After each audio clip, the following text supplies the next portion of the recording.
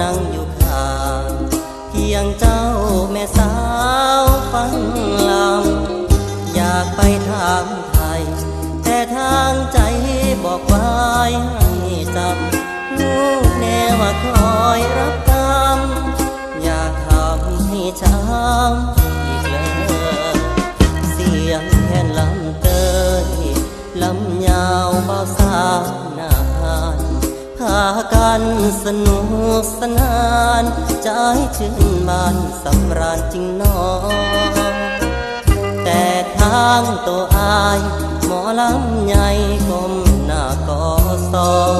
หัวใจคือท้อแทนเขาให้ลำต่อเรื่องพ่อคุณแผนใส่แน่นมาซ้ำหมอลำพระเอกในบทลำไปน้ำตาไหลหยดร่วงรถลงตามสายไม้ปากกะลำร้องแต่ใจมันมองเจ็บปวดข้างในน้ำตาก็ยิ่งรินไหลลำไปหัวใจ